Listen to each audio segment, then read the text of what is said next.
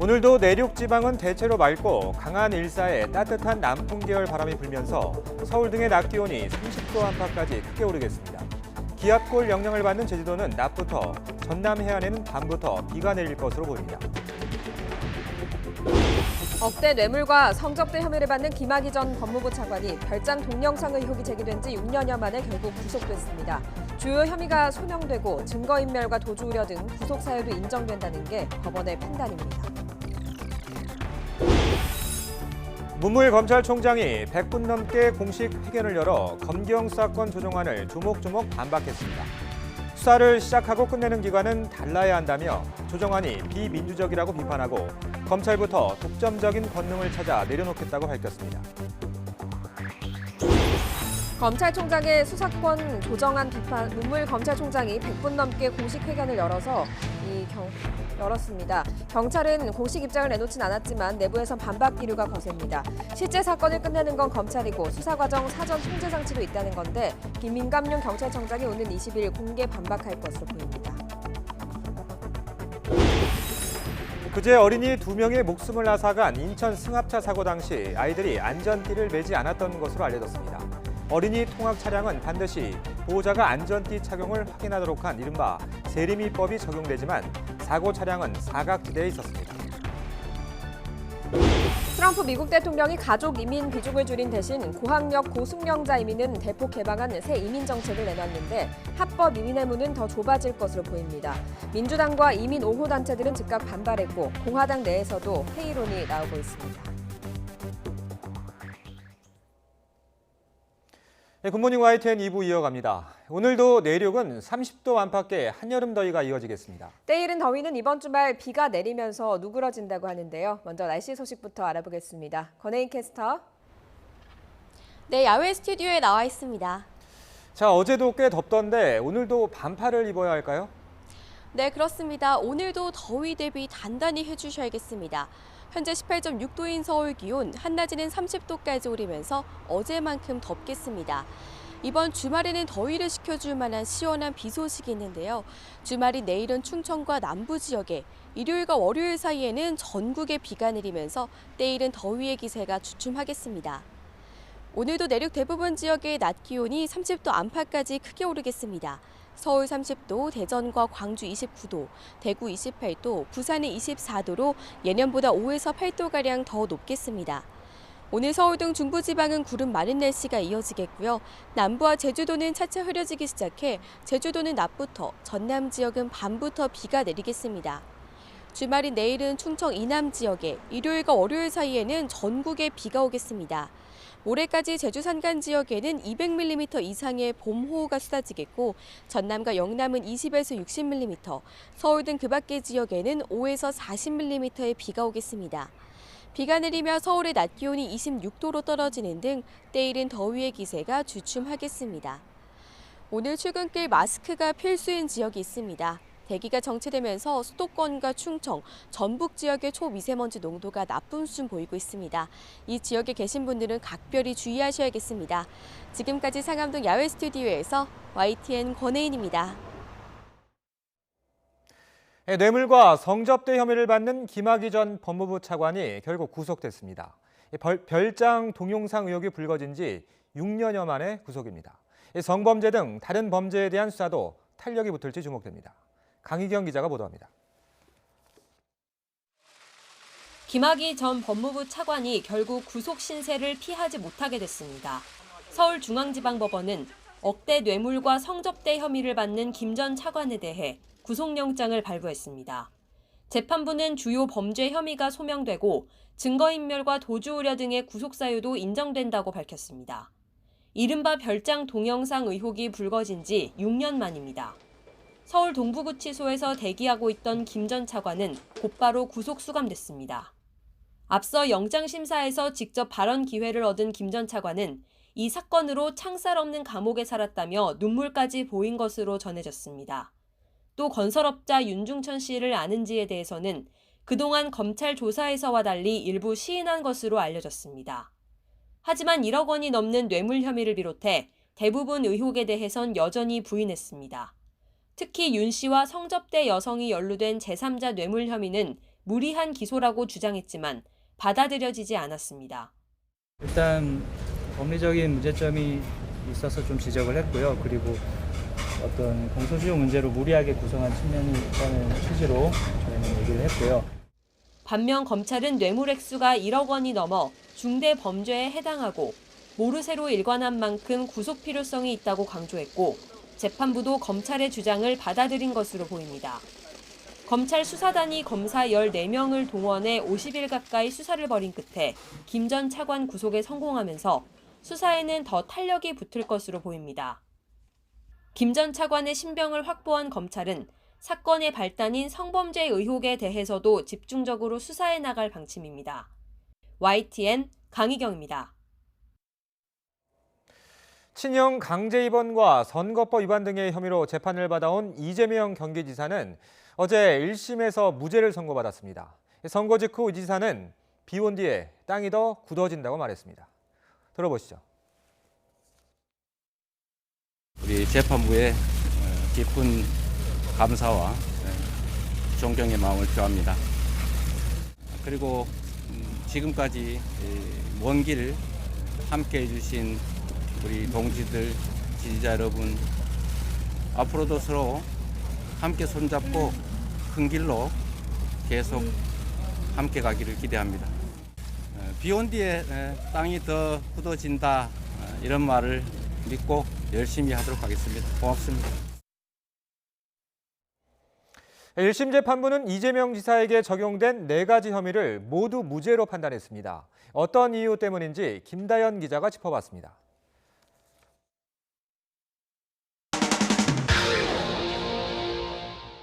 형의 가족을 강압하여 정신병원에 입원시키려 했는가라는 문제이고, 이런 일에 성남시의 공무원이 개입되었는가.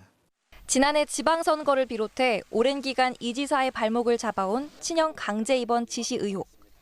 1심 재판부는 이 지사가 친형의 정신질환 여부를 의심할 만한 이유가 있다고 봤습니다. 친형의 폭언과 소란으로 소속 공무원까지 어려움을 호소하는 상황에서 시장 권한에 따라 법령상 가능한 범위 안에서 강제 입원과 진단을 시도했다는 겁니다. 비록 당사자 가족이 동의하지 않아 사회적 비난을 받을 수는 있겠지만 성남시 정신건강센터장의 의사결정 자유를 침해했다고 볼 수는 없다고 덧붙였습니다. 대장동 개발업적 과장 혐의에 대해 재판부는 과장은 일부 인정하면서도 개발이익 자체는 허위가 아니고 유권자에게 혼동을 주려는 의도도 없는 것으로 보인다며 무죄 이유를 밝혔습니다.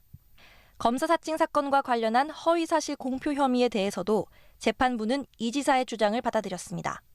검사 사칭으로 벌금형을 선고받고도 누명을 썼다는 선거방송 토론회 발언은 처벌이 억울하다는 평가에 가깝고 친형 강제 입원 시도가 없었다는 토론회 발언 역시 분명하거나 구체적이지 않아 사실관계에 대한 말로 보기 어렵다고 지적했습니다.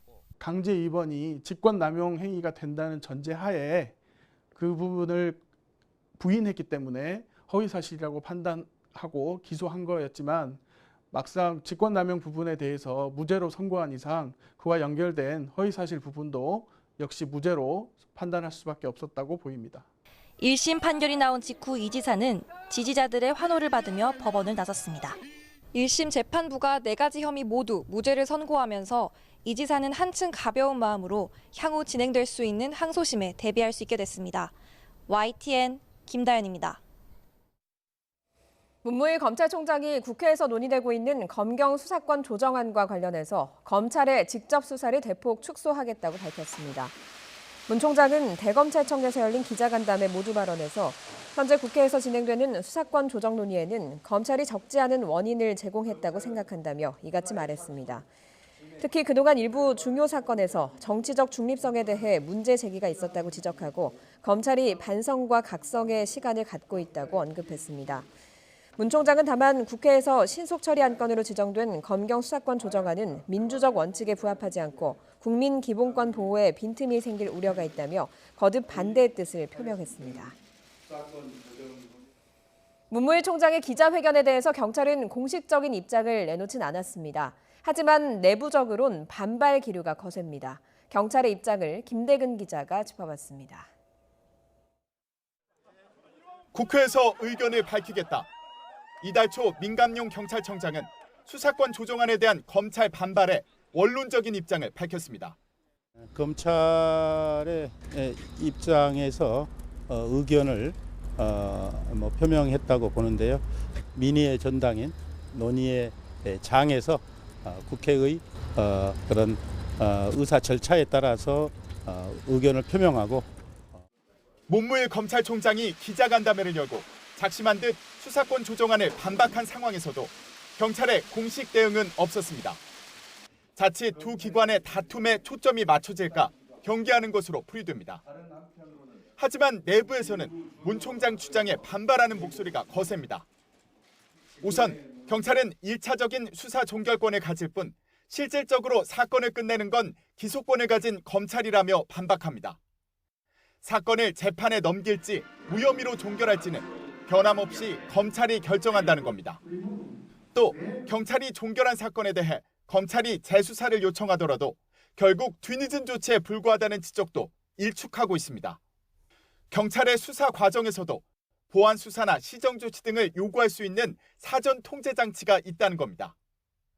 문무일 총장이 거듭 반대 입장을 밝힌 것을 두고도 토론의 결과를 수긍하는 게 민주주의라며 국회 논의 과정을 존중해야 한다고 날을 세웠습니다. 이런 가운데 민감용 경찰청장은 오는 20일 경찰개혁 당정청 협의회에 참석해 공개적인 반박에 나설 것으로 보입니다. YTN 김대근입니다. 더불어민주당과 정부 청와대는 오는 20일 당정청 협의회를 열어서 경찰 개혁 방안을 논의하기로 했습니다. 이 자리에서는 검경 수사권 조정안과 관련해 경찰 권력 비대화 방지 방안이 주로 다뤄질 것으로 보입니다. 이 자리에는 민주당 이인영 원내대표와 조정식 정책위의장은 물론 조국 청와대 민정수석이 참여할 예정입니다. 자유한국당 김연아 의원이 문재인 대통령을 한센병에 비유해 비판해서 논란이 일고 있습니다. 김 의원은 YTN 더 뉴스 방송에 출연해 문재인 대통령이 국민의 고통을 못 느낀다면 의학적인 용어를 쓸 수 있다면서 한센병에 빗대어 비판했습니다. 이에 대해 더불어민주당 이해식 대변인은 김 의원 같은 젊은 의원마저 망언 대열에 합류하면서 품격 있는 보수의 모습을 기대하기 영영 틀린 것 같다면서 무수한 인권 침해를 견뎌온 한센인들에게 석고 대죄해야 한다고 촉구했습니다. 바른미래당 이종철 대변인도 사이코패스에서 한센병으로 이어지는 막말 경쟁이 국민 가슴을 답답하게 한다며 누군가는 막말 릴레이에서 단호히 선을 그어야 한다고 지적했습니다. 민주평화당 김정현 대변인도 발언을 즉각 취소하라고 요구했고 정의당 최석 대변인은 한국당 의원들이 공천을 받을 수 있다는 생각에 막말로 충성 경쟁을 하고 있다고 꼬집었습니다. 바른미래당 오신환 신임 원내대표가 더불어민주당 이인영 원내대표를 만났습니다. 오 원내대표는 맥주 사는 형님이 돼달라고 덕담을 전했는데요. 두 사람은 특히 소통을 강조했습니다. 직접 들어보시죠. 20대 국회 4년차 키맨이 등장했다 이렇게 생각하고 말씀 많이 경청하고 또 존중하도록 그렇게 하겠습니다. 이렇게 찾아주셔서 너무 감사합니다.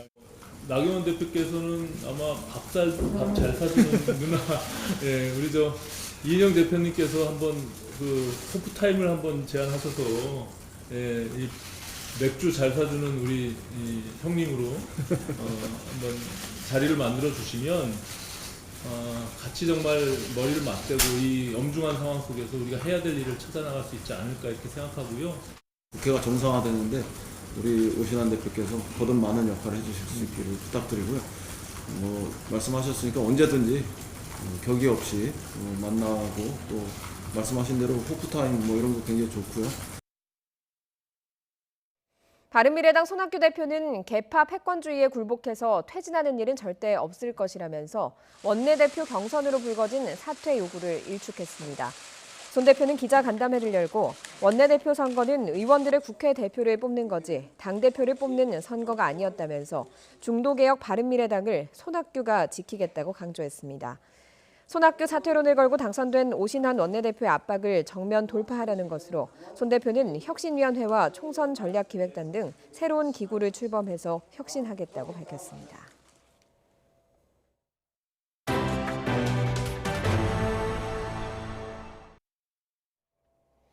어제 전국 곳곳에서 크고 작은 불이 나 여러 명이 다쳤습니다. 대전 아파트 단지에서는 60대 운전자가 몰던 승용차가 돌진해 10대 남자아이가 크게 다쳤습니다. 최재민 기자가 사건 사고 종합했습니다. 다세대 주택 1층에 시커먼 연기가 가득합니다. 주차되어 있던 차량에서 난 불이 건물로 옮겨 붙은 겁니다. 불은 1시간 만에 진화됐지만 5명이 연기를 흡입하거나 다쳐 병원으로 옮겨졌습니다. 경기도 이천에 있는 인쇄공장에서 불이 나 30대 직원이 2도 화상을 입어 병원에서 치료를 받았고, 서울 중계동에 있는 아파트 9층에서도 불이 나 60대 집주인이 연기를 마셔 병원으로 옮겨졌습니다. 달리던 승용차 엔진룸에서 난 불이 차량 전체로 옮겨 붙었습니다. 운전자는 곧바로 대피해 화를 면했습니다. 불은 차량 전부를 태운 뒤 출동한 소방대에 의해 20분 만에 진화됐습니다. 60대 운전자가 몰던 승용차가 아파트 화단으로 돌진했습니다. 이 사고로 단지 안에 있던 10대 남자아이가 차량에 받쳐 크게 다쳤습니다. 60대 운전자는 경찰 조사에서 차량이 급발진했다고 주장하는 것으로 전해졌습니다. 시내버스가 브레이크 고장으로 주차되어 있던 승용차와 승합차를 들이받는 사고도 있었습니다. 다행히 주차된 차량에 사람이 타고 있지 않아 인명피해는 발생하지 않았습니다. 빌라 신축 공사장에서 25톤 크레인이 쓰러지면서 옆 건물을 덮쳤습니다. 이 사고로 건물 4층에 있는 가정집 창문이 깨지고 가재 도구가 부서졌습니다. YTN 최재민입니다. 오늘 새벽 0시쯤엔 서울 기름동에 있는 1층짜리 빈집에서 원인을 알 수 없는 불이 났습니다. 불씨가 옆에 있는 교회로 옮겨 붙으면서 교회 외벽과 예배실 등이 탔고 소방서 추산 1,500만 원의 재산 피해가 났습니다. 소방대원과 경찰 등 인력 80여 명과 소방차 10여 대가 현장에 투입돼 1시간 반 만에 불길을 잡았습니다. 어린이 2명의 목숨을 앗아간 인천 축구클럽 차량 사고 당시 아이들 모두 안전띠를 매지 않았던 것으로 알려졌습니다. 반드시 보호자가 안전띠 착용을 확인하도록 한 이른바 세리미법이 적용되지 않는 사각지대 차량이었습니다. 박희재 기자가 취재했습니다. 초등학생 2명이 숨지고 6명이 다친 어린이 축구클럽 교통사고. 사고 당시 초등학생 5명이 타고 있었는데 모두 안전띠를 착용하지 않았던 것으로 알려졌습니다. 벨트를 딱 단단히 매고 앉아있었던 친구는 없었는데 그 자리에 뒹굴르고 있었고, 일단은 벨트를 풀고 구조를 한 사람은 없다. 학원이나 체육시설에서 운행하는 차량은 어린이 통학 차량으로 분류돼 있습니다. 지난 2013년 3살 배기가 어린이집 차량에서 내리다 치어 숨지는 안타까운 사고 이후 만들어진 이른바 세리미법을 적용받습니다.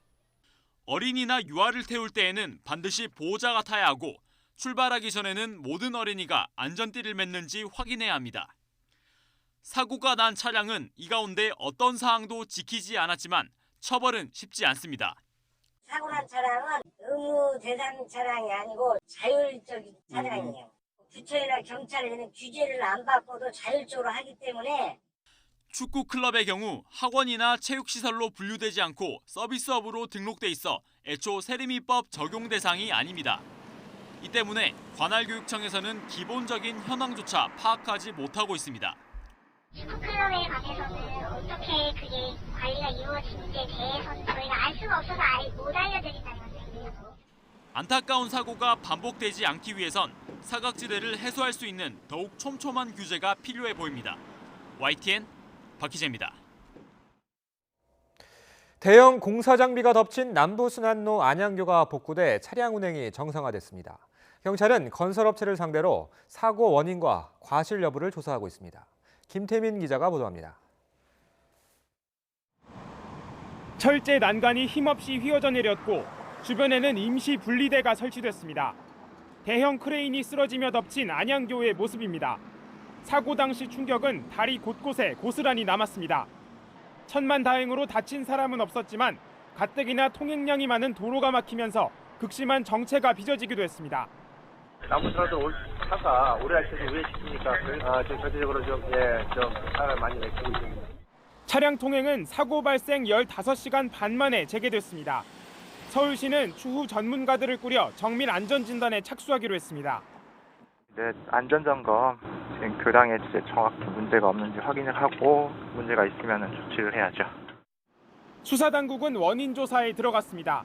경찰은 장비를 옮기는 과정에서 사고가 났다는 진술을 확보해 과실 여부를 확인하고 있습니다.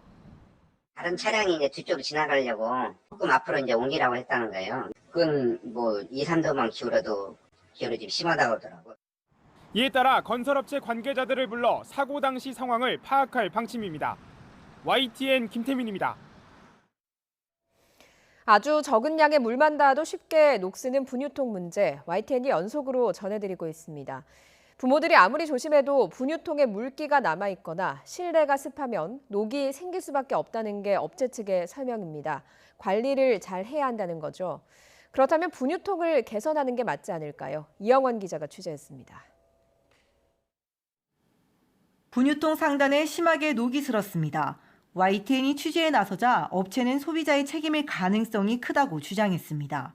분유 숟가락을 씻은 뒤 물기 제거를 제대로 하지 않은 채 분유통에 올려놓으면 녹이 슬 수 있다는 겁니다. 이렇게 장단에 말려야 되거든요. 물기가 조금이라도 만약에 여기 밑에 들어가게 되면 안 되지 않습니까? 업체 측은 실험 결과도 공개했습니다.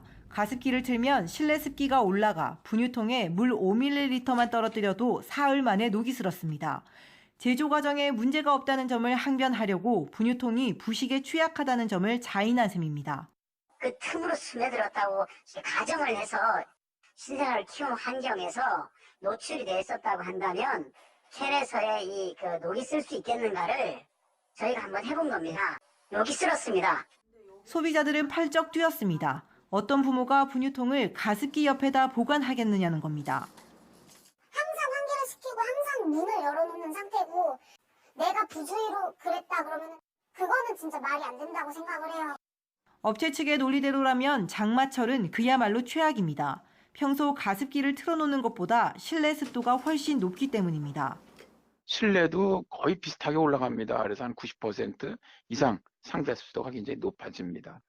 가습기 집에서 쓸 때라고 해봐야 70% 이상 저 같은 경우 올라가는 경우를 못 봤거든요.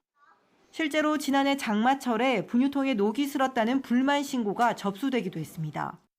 녹슬었다는 클레임은 작년 장마철에 한 건이 있었고 소비자가 내 보관 더 잘해야겠다라고 해서 저희가 도의적 차원에서 교환을 해드린 건으로. 결국 근본적인 문제는 분유통 자체에 있다는 의구심이 들 수밖에 없습니다. 가습기를 안 틀어도 허구한 집에서 특별히 제습기를 갖고 있지 않는 이상 60-70% 습도가 나오는 나라에서 그러면은 금방 녹이 쓴다는 얘기인데 규정대로 만들었는데도 녹이 쓰는 제품이라면 그 자체로 설계상의 하자 아닌가요? YTN 보도 이후 업체 측은 분유통에 녹이 잘 슬지 않도록 개선책 마련을 검토해보겠다고 밝혔습니다. YTN 이영훈입니다. 식품의약품안전처는 오는 20일부터 24일까지 일회용 기저귀, 세척제, 물수건, 이쑤시개, 일회용 컵, 빨대, 면봉 등 위생용품을 만들거나 위생 처리하는 업체들을 일제 점검한다고 밝혔습니다. 이번 점검은 여러 부처로 분산돼 있던 위생용품의 관리를 식약처로 일원화하는 위생용품관리법 시행 이후 처음으로 실시하는 전국 단위의 점검입니다. 대상은 전국에 있는 위생용품 제조업체와 위생처리업체 등 650여 곳이며 6개 지방식약청, 17개 지방자치단체, 소비자 위생용품 위생감시원이 합동으로 실시합니다. 자회사에 부당하게 일감을 몰아준 혐의로 재판에 넘겨진 하이트진로 총수 일가와 경영진이 첫 재판에서 혐의를 전면 부인했습니다. 서울중앙지법은 공정거래법 위반 등의 혐의로 기소된 박태영 부사장 등에 대한 첫 공판을 열고 검찰과 하이트진로 측의 입장을 들었습니다.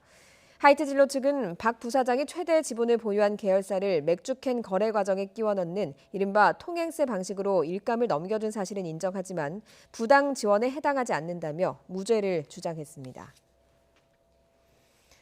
트럼프 미국 대통령이 대대적으로 손질한 새 이민 정책을 내놨습니다. 가족 이민 비중을 줄이고 대신 고학력과 전문 기술자를 대거 받아들이겠다는 겁니다. 영어 능력도 주요 요소가 됐습니다. 워싱턴에서 김희준 특파원입니다. 트럼프 미 대통령이 발표한 새 이민 정책의 골자는 능력 기반 시스템입니다. 뛰어난 학생과 탁월한 전문가 등 고학력 기술자들을 우대하겠다는 겁니다. We discriminate against genius. We discriminate against brilliance. We won't anymore once we get this passed. 합법 이민은 연간 110만 명 현 수준을 유지하되 가족 이민의 비중을 전체의 3분의 1로 줄였습니다. 대신 숙련 기술자 이민 비율을 12%에서 57%로 대거 높였습니다. 기존의 비자 추첨제는 폐지키로 했습니다. 사회 통합을 위해 이민자의 영어 능력 검증도 내세웠습니다. Future immigrants will be required to learn English and to pass a civics exam prior to admission. 트럼프 대통령이 주력해온 멕시코 장벽 건설은 강행하기로 한 반면 1,100만 명에 이르는 불법 이민자 문제는 다루지 않았습니다. 민주당과 이민 옹호 단체들은 즉각 반발했습니다.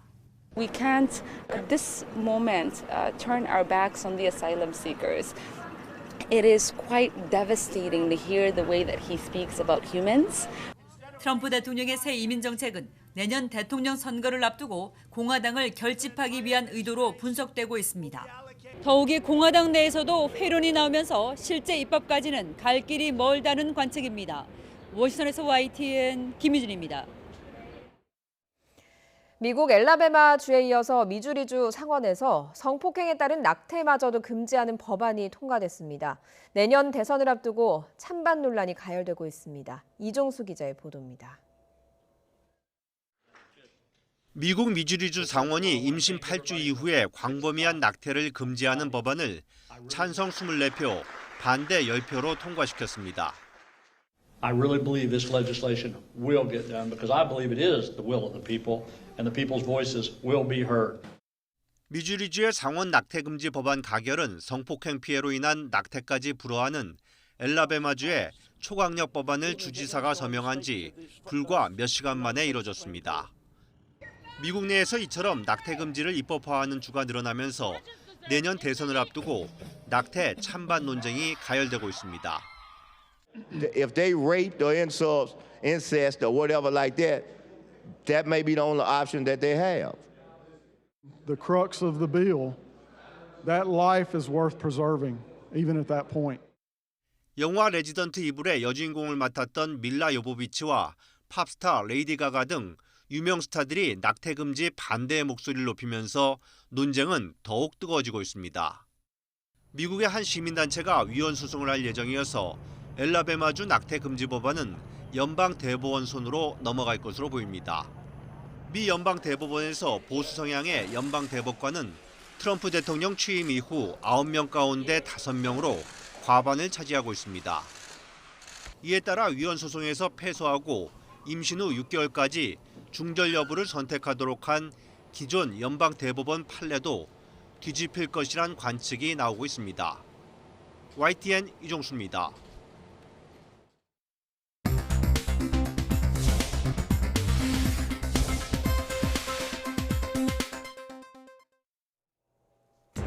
이 시각 보도국입니다. 아내를 때려 숨지게 한 혐의를 받는 유승현 전 김포시의회 의장의 구속 여부가 오늘 결정됩니다. 인천지방법원 부천지원은 잠시 후인 오전 10시 반 상해치사 혐의를 받는 유 전 의장의 구속영장 심사를 열 예정입니다. 더불어민주당이 오늘 문재인 정부의 청년주거 복지 정책의 한 축인 청년주택을 찾아 정부 여당의 주거 대책을 논의합니다. 이해찬 대표와 이인영 원내대표 등 당 지도부는 서울 개봉동 기숙사형 청년주택에서 현장 최고위원회를 열어 입주자들의 의견을 들을 예정입니다. 정부가 3기 신도시로 추가 발표한 경기도 고양 창릉지구가 지난해 정보가 유출됐던 후보지와 상당 부분 일치한다는 주장이 나왔습니다.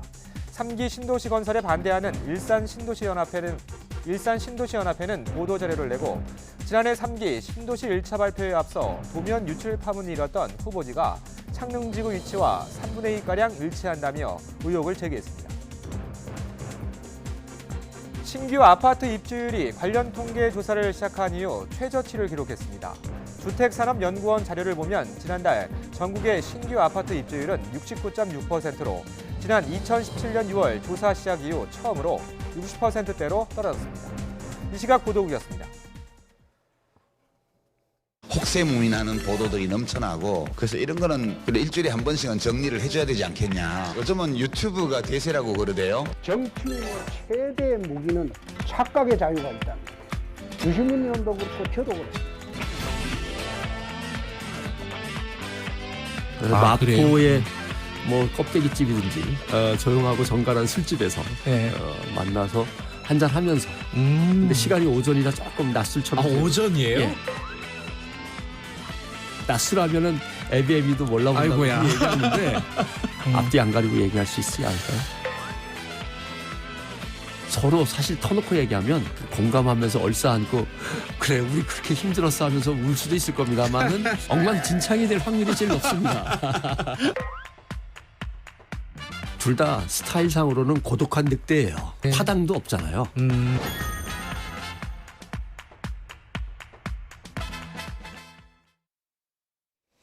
대통령 직속기구인 국가기후 환경회의 반기문 위원장이 정치할 생각이 전혀 없다고 강조했습니다.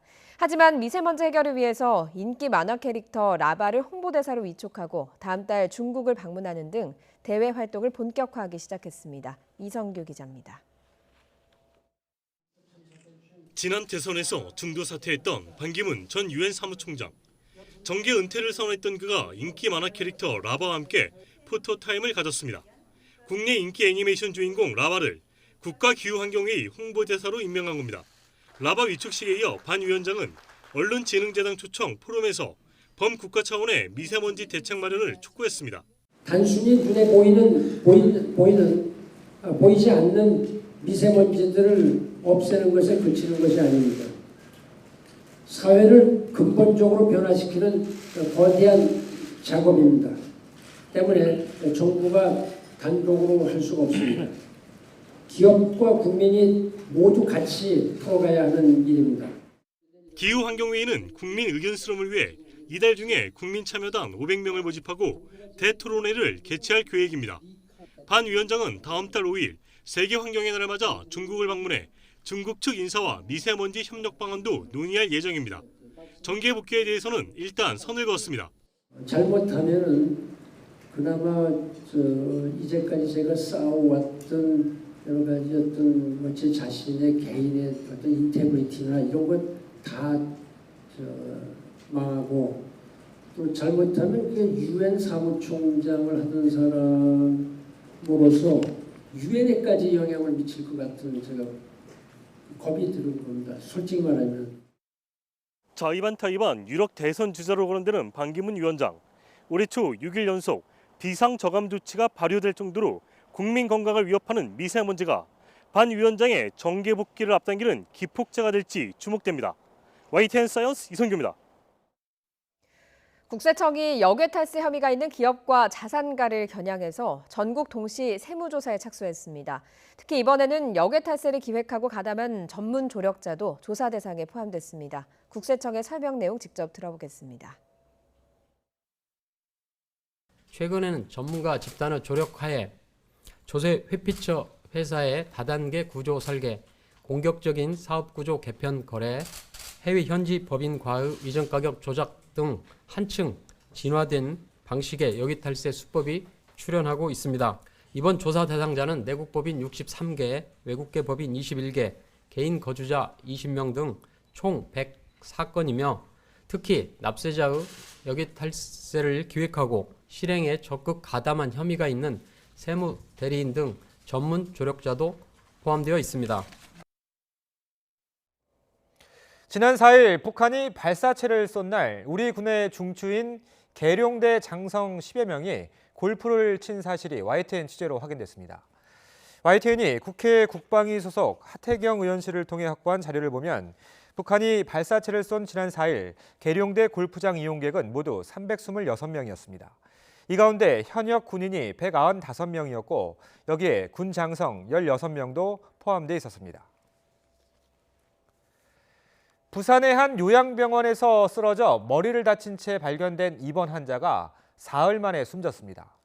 그런데 담당 의사는 병으로 숨졌다는 사망 진단서를 작성했습니다. 경찰이 해당 의료진을 입건해 조사하고 있습니다.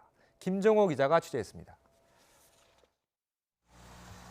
88살 A씨가 숨진 요양병원입니다. 이 병원 간호 기록에 따르면 A씨는 지난 1월 17일 오전 병실 화장실 옆에서 쓰러진 채 발견됐습니다. 넘어지면서 머리를 다친 거로 보였는데 의식은 없었습니다. 이후 다른 병원으로 옮겨지기도 했던 A씨는 사흘 뒤 원래 입원했던 요양병원에서 숨졌습니다.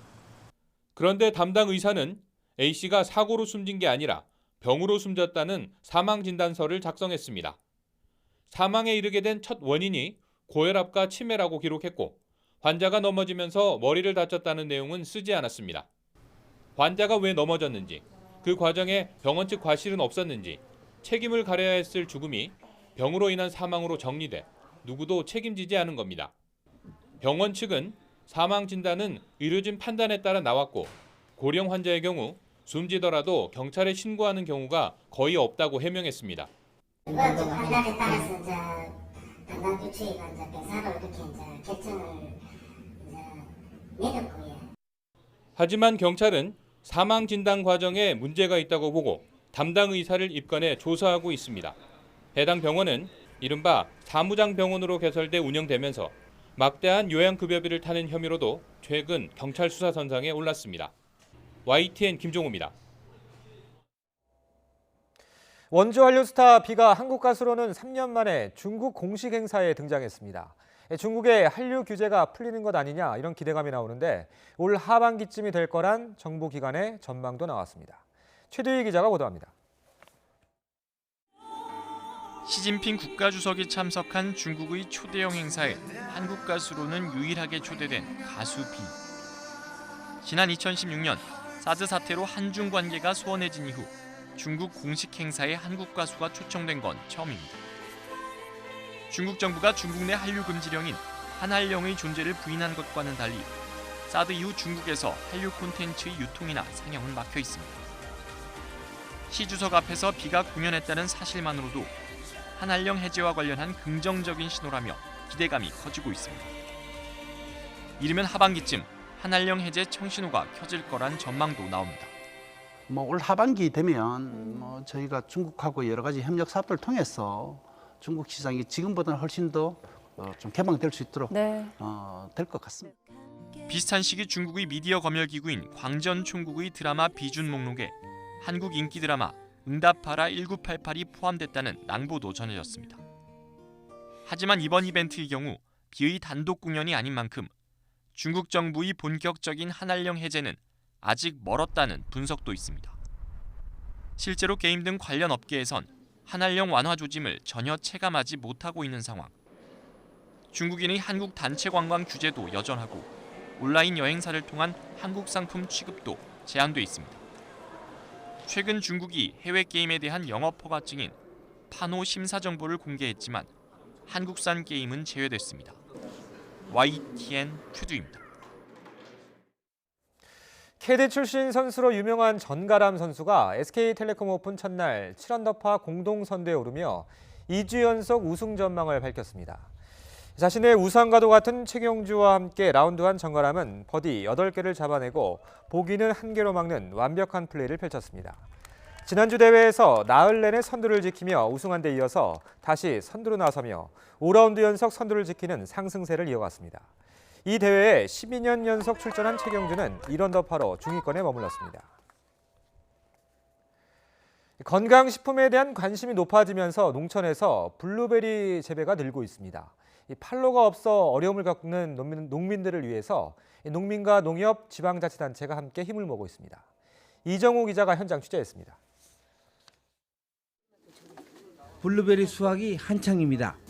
한동안 수박을 재배했던 곳이었지만 연작 피해를 줄이고 시설을 재활용하면서 농민에게 희망의 터전이 되고 있습니다. 특히 생산부터 선별과 출하, 계산 등을 일괄 처리하는 마을 공선 출하회가 농민들에게 활력을 불어넣고 있습니다. 해년 농가들이 이런 기술 축적이 되면서 이런 경험을 쌓게 돼서 이런 좋은 블루베리 이 생산을 거듭거듭 진화 발전이 되는 것 같습니다. 서천군 마선면 일대에서 10년 전 6명으로 시작한 블루베리 공선 출하회가 지금은 30여 농가로 늘었습니다. 재배 면적도 20여만 평으로 전국 최대 단지로 자리 잡았습니다. 수박이 그렇게 나오지 않아서 대체 장목으로 블루베리를 만드는 것이고요. 또 블루베리를 만들으니까 소비자들이 많이 원해서 그것들을 농민들이 농가 소득으로 찾고 있습니다. 블루베리가 기존 수박 재배보다 수익이 서너 배 이상 높아 농민들에게 인기입니다. 농작물 다변화와 농가 소득 증대를 위해 지방자치단체도 힘을 보태고 나섰습니다. 시설 확충을 돕고 판로망 지원 등을 통해 시장을 확대해 나가겠다는 계산입니다. 그 유통까지도 빠르게 공급돼야 되고 그런 측면에서 보면 지원이 필수적이었고 어느 정도 성장이 된 뒤에 그런 것들이 기반이 닦여진 지금은 많이 기반이 닦여졌다고 생각합니다. 건강붐을 타고 인기를 끌고 있는 블루베리. 농협과 농민, 지방자치단체가 손잡고 안전한 먹거리를 소비자에게 공급하면서 상생의 길을 열어가고 있습니다. YTN 이정호입니다.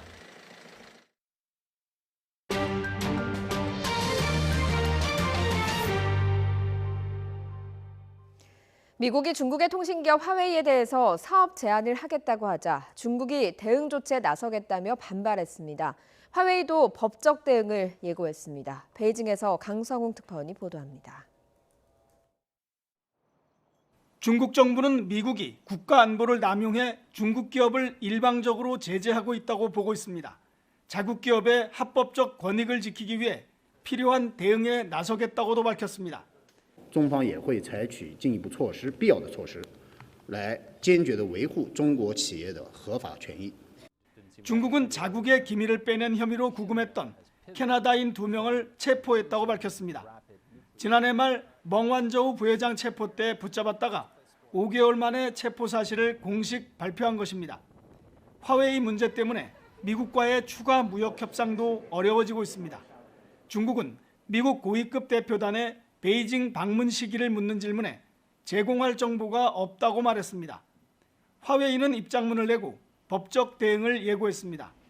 미국의 부당한 조치로 화웨이의 권익이 침해됐다는 겁니다. 미국과 중국의 무역 갈등이 기업으로까지 확대되면서 두 나라에 투자한 외국 기업들의 우려도 커질 전망입니다. 베이징에서 YTN 강성웅입니다. 미국이 우리나라와 중국 등 8개국에 제한적으로 허용했던 이란산 원유 수입 관련 제재 유예를 중단한 가운데 이란 석유 제품이 중국에 반입됐다는 보도가 나왔습니다.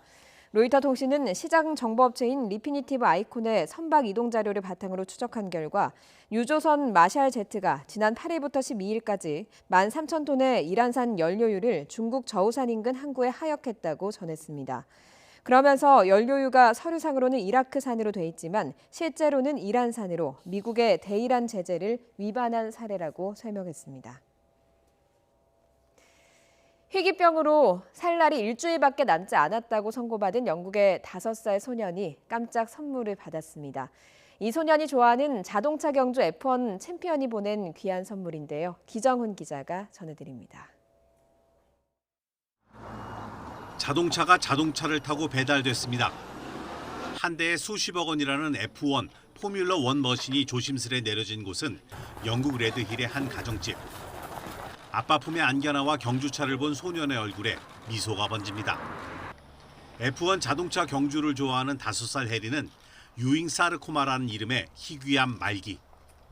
지난달 말 생명이 일주일 남았다는 선고를 받고 집에 오기 전 해리는 제일 좋아하는 레이서 루이스 해밀턴에게 SNS 메시지를 남겼습니다.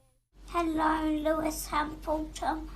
Good luck winning the races in Spain. And thank you for all the gifts. Lots of love from Harry and goodbye. Bye. 굿바이라는 해리의 인사는 남들과는 달리 먹먹했습니다. 정말 마지막일지도 모를 해리의 응원을 받은 해밀턴 선수는 지난 주말 우승 트로피로 화답했습니다. 우승을 해리에게 바친다고 말한 그는 경기 후 바로 해리에게 F1 머신을 보냈습니다. 우승 트로피도 함께였습니다. We couldn't believe it yesterday when Lewis sent that message, firstly on Instagram to Harry, but then when he dedicated the Grand Prix to us. It was an emotional day in the house yesterday. 해리네 가족은 크라우드 펀딩으로 이 질병 연구를 위한 기금을 모으는 중. 이 모금 운동에 해밀턴 선수의 소속팀도 힘을 모으기로 했습니다. 소년과 챔피언의 아름다운 이야기가 인류가 또 하나의 질병을 정복하는 길에 불을 밝히고 있습니다. YTN 기정훈입니다. 안토니오 구테레스 유엔 사무총장이 옛 태평양 핵실험장의 방사능 유출 우려를 제기했다고 AFP 통신이 보도했습니다. 남태평양을 순방 중인 구테레스 총장은 피지를 방문해서 태평양이 과거에 희생됐다면서 마셸 제도 힐다 하이네 대통령과도 만났는데 방사성 물질의 유출 위험을 매우 걱정하고 있었다고 말했습니다.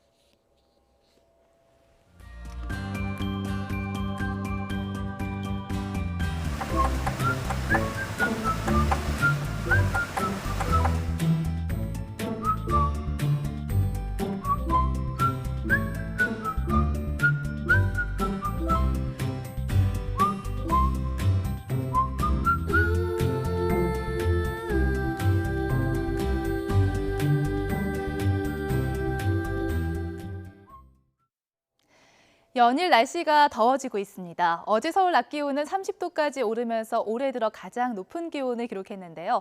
오늘도 때이른 더위가 이어집니다. 서울 낮 기온이 30도까지 오르겠고요. 광주도 29도까지 높아지겠습니다. 다른 지역도 대부분 30도 안팎까지 기온이 오르겠습니다. 강릉과 대구가 28도, 춘천은 30도까지 오르겠습니다.